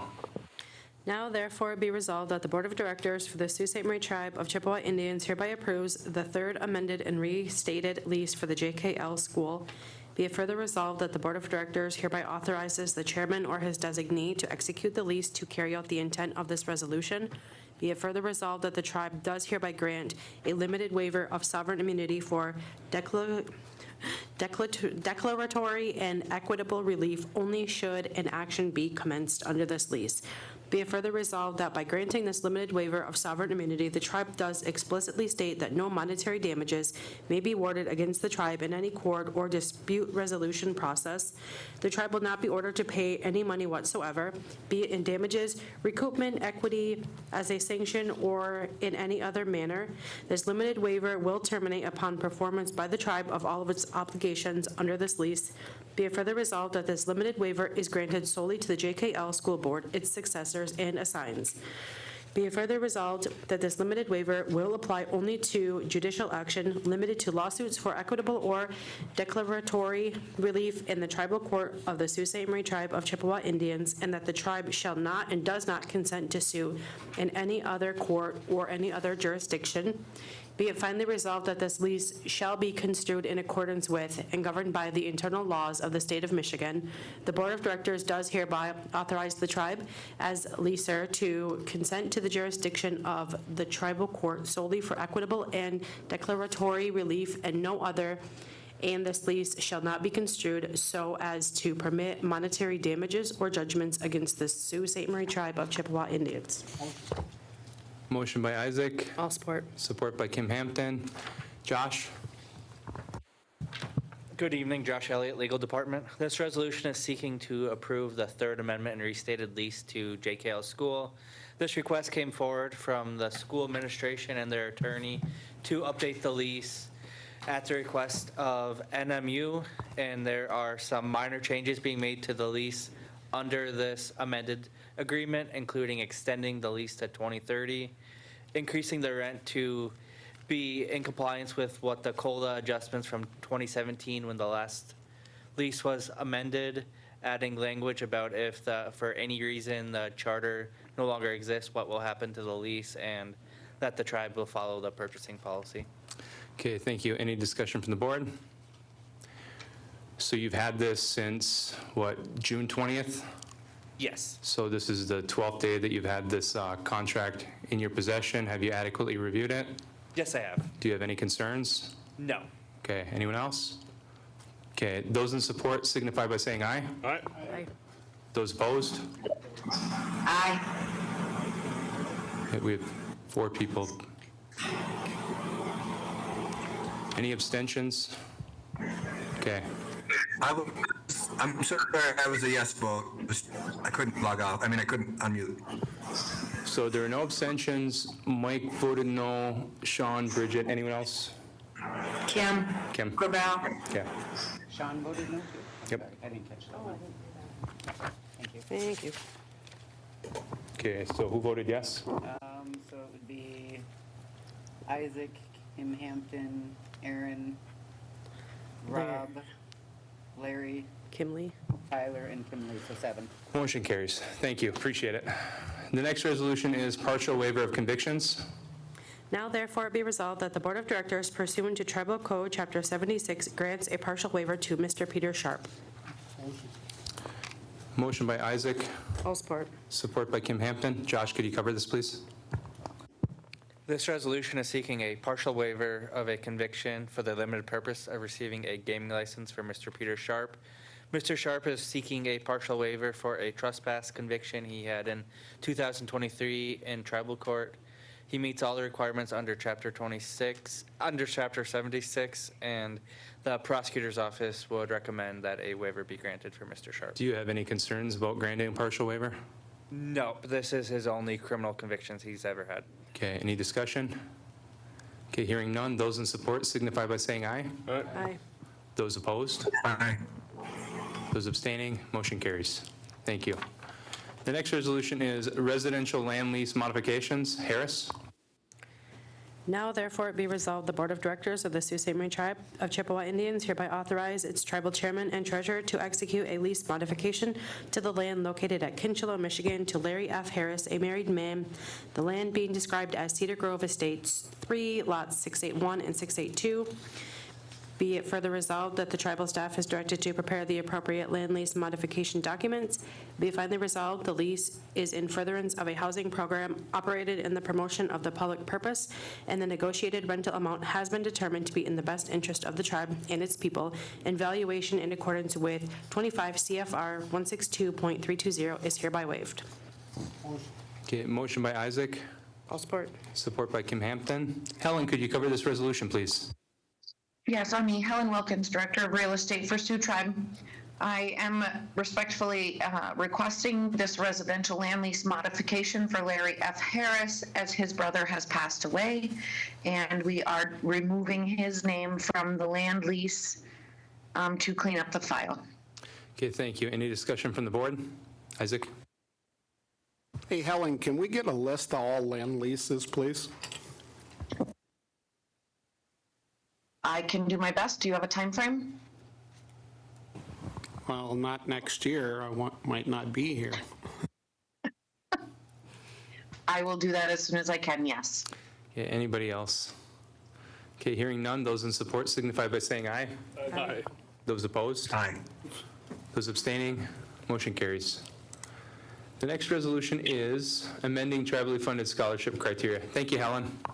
Now therefore it be resolved that the Sault Ste. Marie Tribe of Chippewa Indians Board of Directors hereby amends the criteria for all scholarships currently awarded by the tribe with the following criteria attached to the IRS, and authorizes Sioux Tribe administration to adjust the percentage of scholarships each year for undergraduate, graduate, and trade students based on application trends. Be it further resolved, this resolution has no impact on any scholarships awarded by the tribe, which are privately funded. Be it finally resolved that the terms of this resolution hereby control, supersede, and rescind any past resolutions or policies that are contrary to or conflict with the actions set forth in this resolution. Motion by Isaac. All support. Support by Kim Hampton. Stephanie, could you tell us about this, please? Yes, good evening. Stephanie Sprecher, Education Director. This resolution is proposed today to remove strict eligibility criteria that has been approved over the years that currently creates hardships when processing our higher education scholarships, and it establishes new criteria that is much more simplified to streamline the process. This new criteria will also give us the ability to offer more scholarships for our graduate level and our trade level students. I do want to note that all of our existing scholarships are tribally funded, and as we process to simplify this eligibility, we do wish to continue recognizing the contributions of those who have had scholarships previously established in their names. So each year moving forward, we will still award scholarships honoring these individuals using the newly established criteria set forth in this resolution. Okay, thank you, Stephanie. Questions, comments from the board? Start with Kim Hampton. Yes, I would like to make a motion to amend this resolution. I'd like to strike out the last resolved completely and then add in, be it further resolved, the Sault Ste. Marie Tribe of Chippewa Indians Board of Directors supports transferring the balances of the Pamela Cable Gershon Scholarship and the Joseph K. Lumsden Scholarship to the Sioux Tribe Golf Scholarship Fund. Be it further resolved, with the transfer of the Pamela Gable Gershon Scholarship and the Joseph K. Lumsden Scholarship to the Sioux Tribe Golf Scholarship Fund, those scholarships will adopt the same criteria as all scholarships currently awarded by the tribe. Be it finally resolved that the terms of this resolution shall be effective immediately, and hereby controls to proceed and rescind any past resolutions or policies that are contrary to or conflict with the actions set forth in this resolution. Okay, so we have a motion and support to amend this resolution. Is there any discussion on the amendment? Okay, hearing none, we'll roll call on the amendment. Kimberly Gravel. Yes. Kimberly Hampton. Yes. Bridget, Yes. Rob, Yes. Sean. Larry, Yes. Kimberly Lee, Yes. Tyler, Aye. Aaron, Yes. Michael. Isaac. Okay. Motion to amend carries. That brings us back to the main motion. Any further discussion? Isaac? Hey, Steph, for the audience, could you just explain how many scholarships there are and when Yeah. do they have to apply by, please? Yep, so the way our scholarship program works is they are highly competitive. So last year, we had approximately 245 submissions, and we had 60 scholarships to award. And so this now will help us separate out our undergraduate, graduate, and our trade school more appropriately and not as strict, so we can allocate that based on application trends. But selection as well, so I want to note that. So it is highly competitive, so essays are submitted, and then they are judged by our higher education committee, and that is how they are selected for the scholarships. Did I answer? Okay. Anyone else? Kim? Yeah, are all these scholarships endowed? Yes. Thank you. Anyone else? Okay, hearing none. Those in support signify by saying aye. All right. Aye. Those opposed? Those abstaining? Motion carries. Thank you, Stephanie. Thank you. The next resolution is Native Employment Works Program. Now therefore be resolved, the Sault Ste. Marie Tribe of Chippewa Indians designates Anishinaabe Bay Community and Family Services as the tribal lead agency to receive and administer the Native Employment Works Program through the period of FY 2025 through 2028.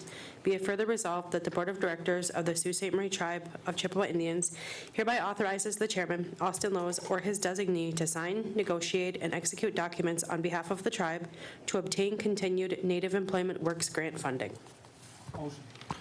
Motion by Isaac, Support. support by Kim Hampton. Megan, could you fill us in on this, please? Good evening, Megan Miller, Direct Services Program Director with ACFS. What this resolution will do is allow ACFS to apply for continued funding for our Native Employment Works Program. This is a 2-year grant, and ACFS has had this grant since 2002. Its purpose is to remove barriers to tribal households with minor children that are enrolled members to obtain and maintain their employment. Thank you, Megan. We appreciate it. Any questions or comments on this from the board? Hearing none, roll call, please. Bridget, Yes. Aaron, Yes. Larry, Yes. Kimberly Lee, Yes. Michael. Kimberly Gravel, Yes. Sean. Tyler, Yes. Kimberly Hampton, Yes. Isaac. Rob. Yes. Okay, motion carries. The next resolution is Low-Income Energy Assistance Program. Now therefore be resolved that the Board of Directors of the Sault Ste. Marie Tribe of Chippewa Indians hereby authorizes the chairman, Austin Lowe's, or his designee to sign, amend, negotiate, and execute any agreements thereof for the FY 2025 continuation of the Low Income Energy Assistance Program grant authorized under the Department of Health and Human Services, Department of Energy through FY 2028. Motion by Isaac, support by Larry. Megan? So what this resolution will do is authorize ACFS to apply for continued LIHEAP funding.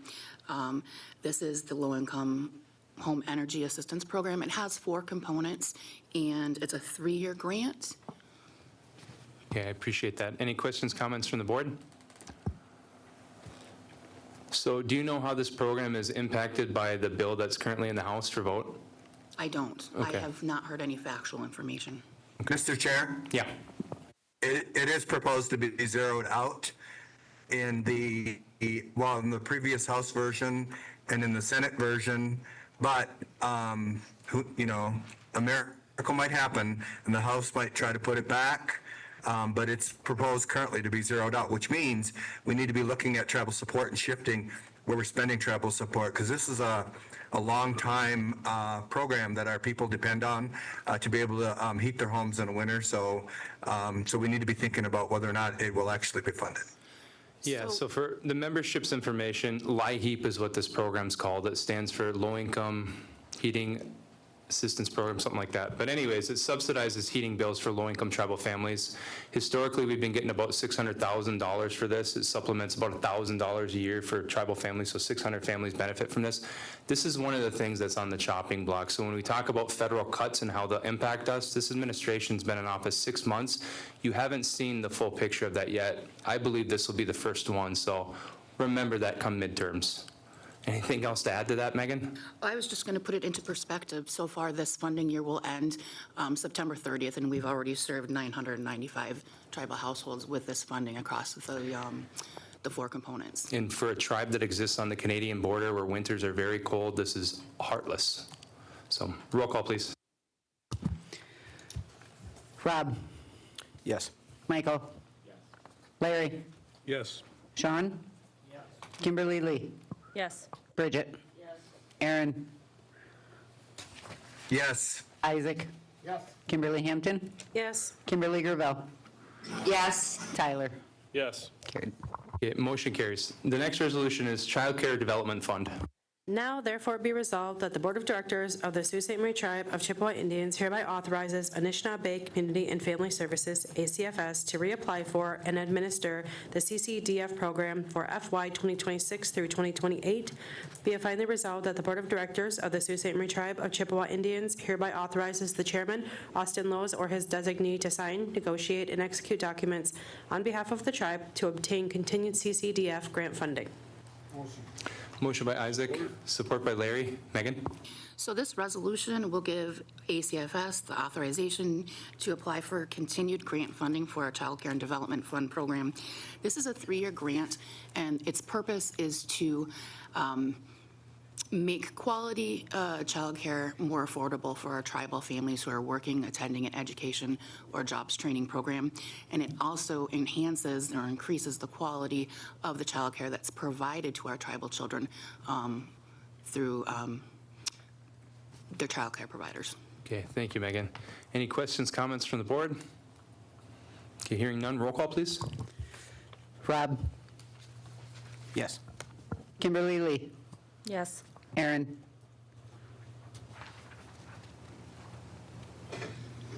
Okay. Isaac? Kimberly Gravel? Yes. Kimberly Hampton? Yes. Michael? Sean? Tyler? Yes. Larry? Yes. And Bridget? Okay, motion carries. Thank you. The next resolution is Community Service Block Grant. Now therefore be resolved that the Board of Directors of the Sault Ste. Marie Tribe of Chippewa Indians hereby authorizes Anishinaabe Bay Community and Family Services, ACFS, to reapply for and administer the CSBG grant for FY 2026 through 2028. Be it finally resolved that the Board of Directors of the Sault Ste. Marie Tribe of Chippewa Indians hereby authorizes the chairman, Austin Lowe's, or his designee to sign, negotiate, and execute documents on behalf of the tribe to obtain continued CSBG grant funding. Okay, motion by Isaac, support by Larry. Megan? So lastly, this is our federally funded emergency assistance program. This program is utilized to resolve emergency situations to our tribal households that they're unable to resolve on their own or obtain funding from other like agencies to help resolve the situation. Okay, thank you, Megan. Any questions, comments from the board? Okay, hearing none, roll call, please. Kimberly Gravel? Yes. Kimberly Hampton? Yes. Bridget? Rob? Yes. Sean? Larry? Yes. Kimberly Lee? Yes. Tyler? Yes. Aaron? Yes. Michael? Isaac? Motion carries. Thank you, Megan. Appreciate Thank you you. being here tonight. The next resolution is Request TA Manuskan Dike Removal. Now therefore be resolved, the Sioux Tribe Board of Directors approves the submission of a letter to the U.S. Army Corps of Engineers requesting technical assistance with a feasibility assessment for the removal, in whole or in part, of the Manaskan Bay Dike to support ecological restoration and hydrological connectivity. Be it further resolved that the Board of Directors hereby authorizes and approves the chairman of the tribe or their designee to execute any and all documents as may be necessary and appropriate to carry out the terms, conditions, and intent of this resolution. Okay, motion by Isaac. Support. And support by Mike. Danny? Hi, Our everyone. Danny Dr. Fagan. Dr. Fagan. Not sorry. yet. Not yet? Are you Candidate. still a student? Yeah. Okay. Still working on it, but thanks. Hi, everyone. My name's Danny Fagan, Wildlife Program Manager for the Natural Resources Division. The resolution does cover it pretty well, but just to reiterate, the purpose is to authorize the Sioux Tribe to submit a formal request to the Army Corps of Engineers for technical assistance in evaluating feasibility of multiple potential removal options for the dike at Muskong. The dike currently impedes flow in the wetland complex, which has implications for water quality, fish passage, and habitat conditions for migratory birds, wild rice, and other culturally and ecologically important species. The Natural Resources Division, across multiple programs, is prepared to serve as the main point of contact for this work. Yeah, I appreciate it. So if it's their advice that we remove it and if it's feasible, what I would recommend that you do is you reach out to Lana and let's have a field trip from the board of directors, because I always tell them, you guys are doing such amazing work. And Dr. Clark brought me out there and he showed me the site, and we're doing so much when it comes to wild manure planting and trying to get rid of the cattails and everything else. So it's really something to be proud of. So once we finalize that, let's all get out there and take a look at it. That sounds great, and hopefully there are opportunities this fall for seeding as well, for anybody else that wants to get out with us. Yep, so every fall, we plant wild rice at Muskong, so we have a bunch of kayaks there. Come on down, guys, it's awesome, it's a lot of fun. So any discussion, question, comments from the board? Isaac? Hey, Danny, I don't know if we planted any wild rice down by Detour, but I got a guy that's very interested with his shore frontage, so just give me a call and. Yeah, I'd love contact information, because we've been evaluating the shoreline of the St. Mary's from the upper river down to Detour for invasive species and considering, and we've spent a decent amount of time on Drummond, but if there are opportunities down that way, we'd love to. I'll set up a meet and out. greet for you. That sounds great. Thank you. Anyone else? So I have one question, and I know it's strategic where you plant wild rice. You don't want to plant it in areas where the freighters are going to be going by and churning everything up. What do you think about Shingle Bay? Because we pretty much own Shingle Bay after we purchased that 565 acres. Yeah, well, we're going to find out this year how Monoman likes Shingle Bay, because we did plant for the first time last fall. Very good. Glad to hear it. All right, guys. Those in support signify by saying aye. Aye. Those opposed? Aye. Those abstaining? Motion carries. Thank you. Next resolution is Michigan Forest Management Plan Comment Letter. Now therefore be resolved, the Sioux Tribe Board of Directors approves the submission of the Sioux Tribe comments on the proposed State Forest Management Plan 2024. Be it further resolved that the Board of Directors hereby authorizes and approves the chairman of the tribe or their designee to execute any and all documents as may be necessary and appropriate to carry out the terms, conditions, and intent of this resolution. Okay, motion by Isaac, support by Rob. Danny? Sure. So the purpose of this resolution is to authorize Sioux Tribe to submit a comment letter regarding the 2024 State Forest Management Plan to MDNR. The comment letter affirms the tribe's role as a sovereign government and party to the 1836 Treaty of Washington and the 2007 Inland Consent Decree. It acknowledges the importance of the tribe's active participation in forest planning and land management decisions that directly affect access to natural resources and exercise of treaty rights by our members. This comment letter advocates for early substantive tribal consultation, ecologically sound forest management practices, and improved coordination between tribal and state agencies. The resolution underscores the tribe's commitment to shared stewardship, climate resilience, and long-term forest sustainability. Thank you. Any questions, comments? Hearing none, those in support signify by saying aye. Aye. Those opposed? Those abstaining? Motion carries. Thank you. Okay, thank you. Appreciate you being here. Next resolution is Revised Tribal Code, Chapter 11, Section 11.106.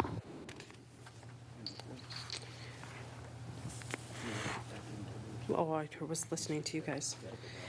Now therefore be resolved that the Board of Directors hereby amends Chapter 11 Membership Ordinance as follows. 11.103 Special Needs Enrollment Committee. No, 106, 103 is pulled. 106. Okay, is it? We originally read it into the resolution, then Ryan clarified that we wouldn't be needing it, so. Okay. Now therefore be resolved that the Board of Directors hereby amends Chapter 11 Membership Ordinance as follows. 11.106 Proof of Ancestry. 7. Applicants may be considered eligible for enrollment through a collateral ancestor where the applicant's direct ancestor is not listed on a historic roll, but the tribal registrar has determined that the applicant descends from the same common ancestor as an individual listed on an historic roll. Applicants for enrollment through a collateral ancestor must submit sufficient documentation for the tribal registrar and the Special Needs Needs Enrollment Committee to determine that their direct lineal ancestor should have been listed on a historic roll and that the applicant is eligible pursuant to Article 3, Section 1A, B, or D of the Tribal Constitution. Be it further resolved that the above changes shall be effective immediately. Okay, motion by Isaac. I'll support. Support by Kim Hampton. You fill us in on this resolution, please? Good evening. Michael Larson, Chairperson for the Special Needs Enrollment Committee. This resolution adds in a new provision to 11.1067 to allow a path to enrollment for applicants who trace to an individual who traces to an ancestor who should have been on a historic roll, such as the Durant roll, but for what amounts to clerical errors was not included, but the enrollment department has investigated and can say with a confident level of certainty that the applicant traces to the Sioux tribe. Okay, I appreciate that. Any discussion from the Board of Directors here? Rob? So what standard is used to determine if someone should have been on the Durant roll?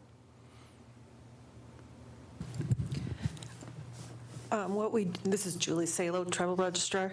What we do is if the person's ancestry, if we can prove that their aunts or uncles, say, were on the roll, but that one sibling got skipped for whatever reason, maybe they were traveling, there's tons of different reasons.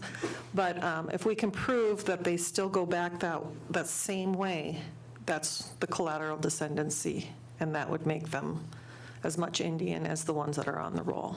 Is that clarified within the code? That's what we're trying to do here. It's code change right here. Rob, the code changes this language right here. The rest would be done in procedure for how the registrar has to go through. Well, that's what I was asking. I can see what the code change is proposed. I want to know if it was specified in there that it would be a direct lineal descent. Well, it's collateral. It's not going to be a direct lineal because you're veering off to a. But it has to be connected to a direct lineal descent, right? Direct ancestor, Yes. yeah. They call it collateral because you have a family member that's on there. So you weren't here earlier, but like, let's say you have a family of 5 and all 4 siblings are on the list and they have the same father and mother and both father and mother are on the list. So, I mean, the Durant roll went around at the early 1900s. There's a lot of discrimination against Native Americans. Not everyone signed it for a lot of different reasons. So if you have someone that didn't sign it, but all their biological relations are on that list, chances are they're Native American. So that's why the code change is in place. Anyone else? Okay, roll call, please. Kimberly Hampton. Yes. Tyler. Yes. Rob. Yes. Michael. Yes. Kimberly Lee. Yes. Isaac. Yes. Larry. Yes. Bridget. Kimberly Gravel. Yes. Aaron. Okay. Sean. Carried. Okay, motion carries. That brings us to our final resolution for this evening. It's titled Revised Tribal Code, Chapter 11, Section 11.110. Now, therefore, it be resolved that the Board of Directors hereby amends Chapter 11 Membership Ordinance as follows. 11.110 Loss of Membership. 1. A member who has failed to document their ancestry as required by 11.106 shall not be granted a renewal of membership, and the name of such person shall be removed from the tribal roll. 2. A legally competent adult member of the tribe may relinquish their membership in the tribe by furnishing a signed statement to that effect to the registrar and appearing before the Board of Directors to state the reason for the relinquishment. The registrar shall maintain a record of the relinquishment and remove the name of the member from the tribal roll. A relinquished member may be eligible to apply for re-enrollment in the tribe after 3 years from the date of relinquishment. A minor child enrolled under a parent shall not be removed from the tribal roll upon relinquishment by the parent, but shall remain enrolled. Be it further resolved that the above changes shall be effective immediately. Okay, we have a motion by Isaac and support by Tyler. Could you fill us in on this one as well? Yes. This resolution revises 11.110 to allow a member who voluntarily relinquishes membership to reapply after a 3-year waiting period. So it's not a life sentence anymore. If you relinquish your membership, maybe because you're eligible for another tribe, but it doesn't work out there, we're still letting you come back home now. Correct. Okay. Any questions, comments from the board? Kim Gravel? I'm sorry, that's Aaron Paymont. Aaron Paymont. Sorry. Lana said that you had your hand up, but apparently you look like Aaron Paymont. Oh, Kim can go first. Oh, okay. Go ahead, Kim. I didn't have my hand up, but Oh, Aaron's got more hair than me. Go ahead, Aaron. okay, so I'm in and out, and I apologize. I think this is the right thing to do because, so somebody I grew up with, somebody I'm friends with, somebody who I know is an Indian who taught me so much about our people and our spiritual ways and dance and beading and all kinds of stuff, had a reason for leaving at one time. And I'm hoping that this will help heal and invite her back and others who might have voluntarily relinquished. It's not, just to make clear, it's not bringing back people who were disenrolled, but people who voluntarily relinquished. And they do have to wait 3 years, but I think that's long enough. And if we have an opportunity to heal and bring them back to our tribe, I'm 100% for it. Okay, anybody else? Tyler. The only concern I have is just the capacity of the enrollment department, because I've fielded several reports from future members potentially, that the enrollment department is severely understaffed. We're still a year behind to finish the enrollment process. So this resolution would be effective immediately if passed tonight, but I think we should make sure that there's a clear expectation that people are still going to be waiting a year, even if they qualify for enrollment. So I just kind of want to make that clear to everybody that while this says effective immediately, it's not an immediate process because we are behind. There's a waiting list. The people in enrollment do a wonderful job, but they only have so much capacity. So, it's just getting added to the list of things that they have to do. Are you short-staffed right now?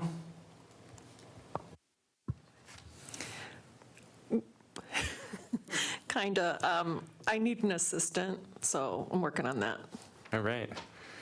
Any discussion from the board of directors? Oh, Austin, I put my hand back up. Okay, go ahead, Aaron. So, yeah, we understand that they have to get in line like everybody else. But I also want to make it clear that this isn't a large population of people who relinquished and may not have gone to another tribe. That number is probably less than 10 people. And it's possible that some people that relinquished and went to another tribe might choose to come back, but my main concern is people who relinquished and are not in a tribe now, but don't have the benefits of being an American Indian.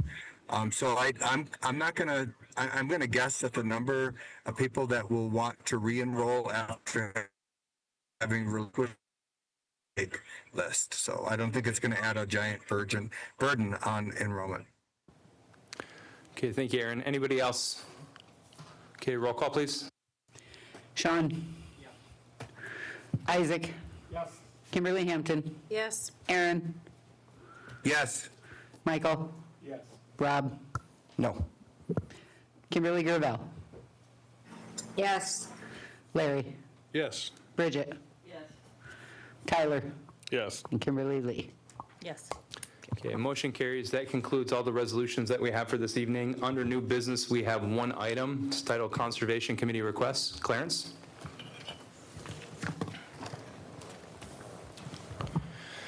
So Clarence, there's a request to transfer a license from Paul Barbo to his son and then his son to him, right? Yeah, Can you Paul- describe it? Yeah, Clarence Hudak, Conservation Chair. Paul's got a large boat license, his son has a small boat license. They want to flip those licenses, so Paul's large boat would go to Caleb, and then Caleb's small boat license would go to Paul.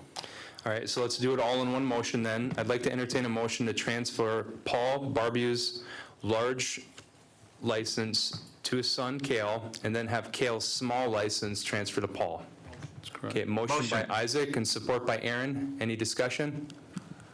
Okay, hearing none, those in support signify by saying aye. Aye. Those opposed? Those abstaining? I abstain. Okay. Motion carries there. And then what's the last request, The Clarence? second one is Joel Peterson, transfer to his son, Stephen Peterson, a unanimous vote at the Conservation Committee level. Large boat, small boat? I believe this is large, isn't it, Larry? It is a large, boat, yes. yeah. Okay, so with that, I'd like to entertain a motion to transfer this license to Stephen Peterson. We have a motion by Isaac and support by Larry. Any discussion?